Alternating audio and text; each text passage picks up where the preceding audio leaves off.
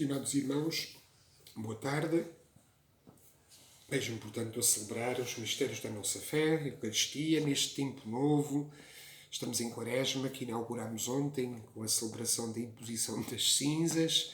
E é este tempo, portanto, esta nova aventura, este novo desafio, esta nova proposta que nos faz a Igreja na linha da preparação da Páscoa, que iremos celebrar daqui a cerca de 40 dias.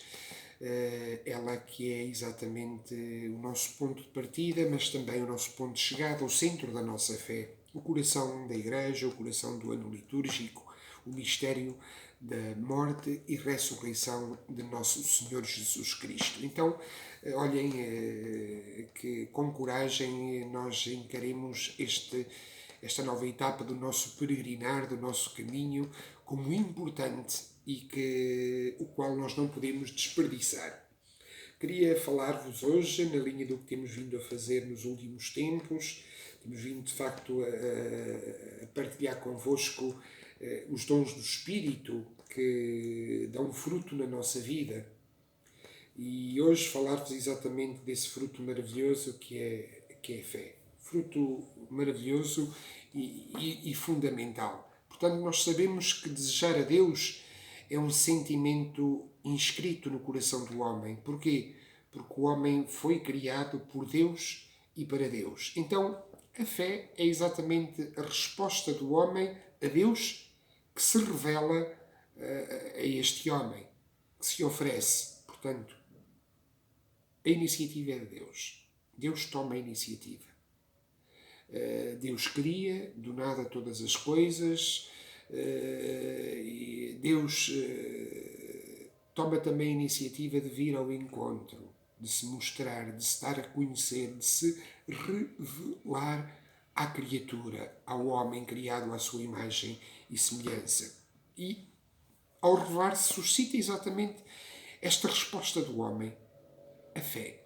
Isto é, o homem perante aquele que se revela responde. E temos, olhem, na Sagrada Escritura, ao longo da história da salvação, temos tantos exemplos, de facto, desta resposta do homem ao Deus que se revela, da fé.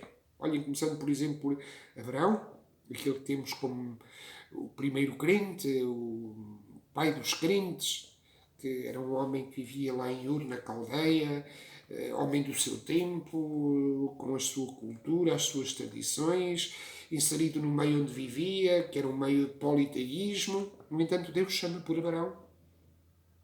E Abraão, atento, reconhece que, de facto, a voz de quem o chama e entra, de facto, em relação, em diálogo com este Deus que se quer dar a conhecer.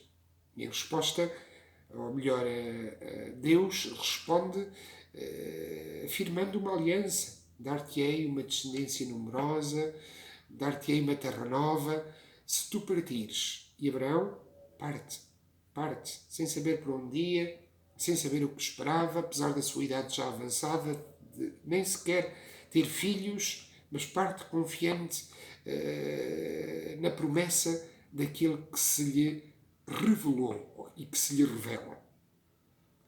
Olhem Abraão e depois nos seus descendentes, Isaac, Jacó e por aí fora, reconhecemos de facto o Deus que se revela na vida e na história deste povo que está a nascer, nos patriarcas, nos juízes, nos profetas, mais tarde até durante o tempo da monarquia, portanto ao longo de toda a história do povo de Israel. Olha, eu lembro-me, chama-me a atenção concretamente uma personagem do Antigo Testamento que para mim é muito importante e que gosto naturalmente, que é Ana. Ana, já ouviram falar de Ana, mãe de Samuel, que era uma mulher que não tinha filhos e tinha uma grande tristeza, uma grande infelicidade por as suas entranhas não produzirem este fruto, que é a maternidade. Então não se sabe de pedir a Deus continua e constantemente por um filho, esse dom maior da sua vida. E Deus responde. E a seu tempo concede de facto um filho a Ana, Samuel. Por isso ela o entrega, ou o consagra ao Senhor e ele entra ao serviço do templo.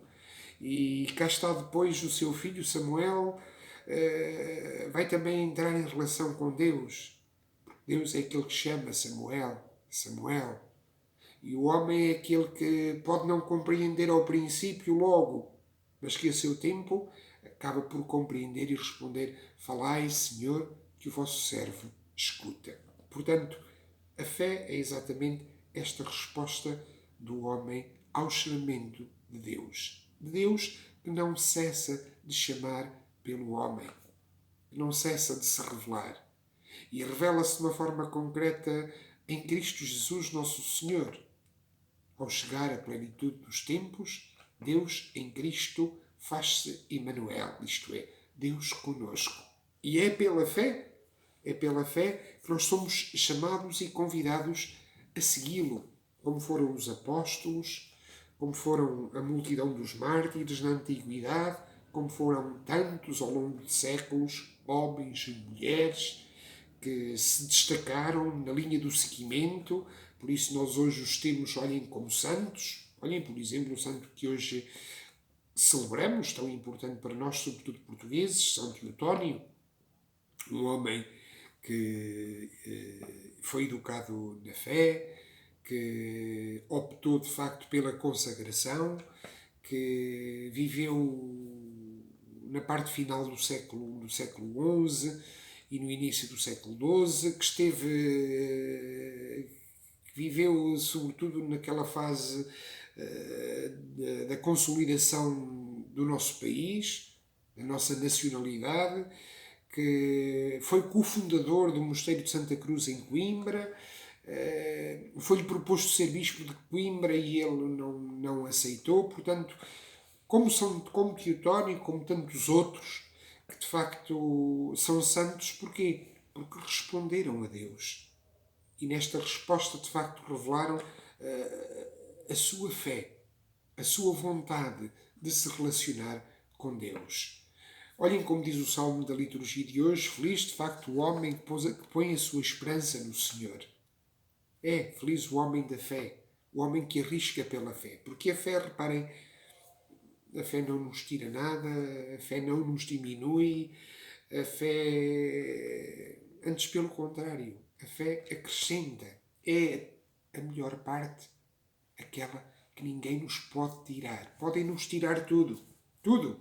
Lembramos, por exemplo, a figura de Jó, a quem tudo tinha, ficou sem nada, inclusive é sem a própria saúde, em risco de vida. No entanto, ele confia no Senhor e ele entrega-se ao Senhor. A resposta da fé é a nossa resposta a Deus. Portanto, que damos não só quando tudo está bem, quando tudo é maravilhoso, mas que, sobretudo, nos momentos de dificuldade, nós continuamos a responder a este Deus que nos chama. Olha, exatamente como nos diz o Evangelho de hoje: quem quiser ser meu discípulo, tome a sua cruz e siga-me. Bem, o caminho da fé, isto é, o caminho do seguimento, tem altos e baixos, tem subida ao Calvário, tem confronto com a cruz, tem encontro com a cruz, tem isso, inclusive subida à cruz. Cá está a tal identificação com Cristo. Mas também tem ressurreição, também tem esperança, vida nova. É por isso que nós saímos no encalço exatamente do homem novo que é Cristo. É por isso que nós arriscamos esta quaresma, porque para além da cruz, nós vislumbramos a manhã seguinte, o dia de amanhã, o dia novo que nasce, sempre nascerá, a esperança renovada, a vida que está para além desta, que está para além da morte. Por isso, a Páscoa é exatamente o resultado da resposta do homem. Deus que se revela continuamente como a novidade do amanhã, do dia novo. Por isso, é a resposta que o crente há de frutificar na sua vida. A fé. Mantermos a fé. Orientarmos, de facto, por sentimentos e por razões de fé. Que não tira nada, mas que acrescenta a melhor parte que ninguém nos poderá tirar.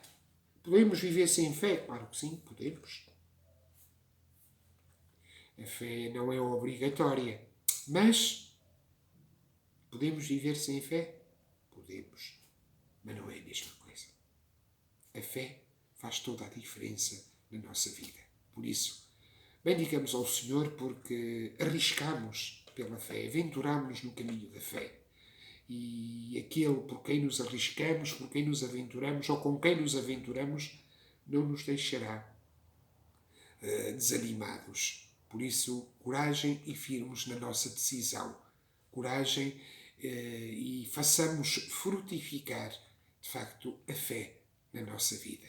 Que o Senhor a todos nos ilumine, que Ele nos dê o resto de uma quaresma iluminada e com coragem, com determinação para vencer as contrariedades destes tempos que estamos a viver. Com fé, com ânimo, com esperança de que amanhã será um novo dia e amanhã celebraremos a manhã da Páscoa gloriosa, da qual vivemos e para a qual caminhamos. Amém.